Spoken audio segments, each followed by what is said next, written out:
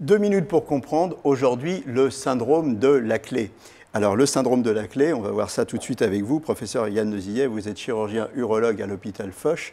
Qu'est-ce que c'est que ce syndrome de Laclais? Moi, j'en ai jamais entendu parler. C'est un nom curieux, mais en fait, ça représente la situation dans laquelle ça arrive. Vous êtes chez vous, vous rentrez dans l'ascenseur, vous allez arriver à votre maison, vous avez tourné la clé dans la serrure, là vous dites enfin je vais pouvoir aller aux toilettes uriner.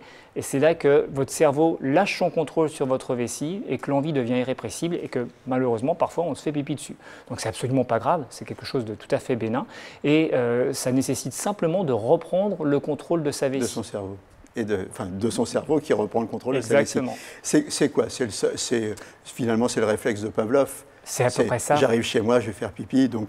C'est à peu près ça, c'est-à-dire que notre vessie est normalement inhibée par le cerveau, le cortex, lorsque on est dans des situations au travail, dans la voiture, où on sait qu'on ne peut pas uriner.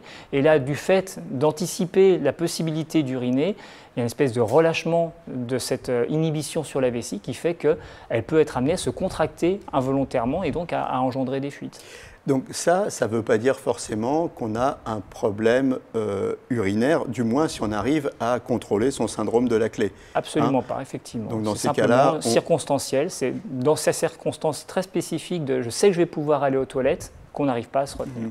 Et ça se traite en faisant un effort sur soi-même, une rééducation qui peut être aidée par les kinésithérapeutes pour reprendre le contrôle de sa vessie avec des exercices. Ouais, ou tout simplement être au courant du syndrome et de se dire bon, c'est bon, je ne vais pas me faire avoir par ce syndrome, c'est moi qui ai le contrôle, je reprends le contrôle de ma vie, de mon cerveau et de ma vessie.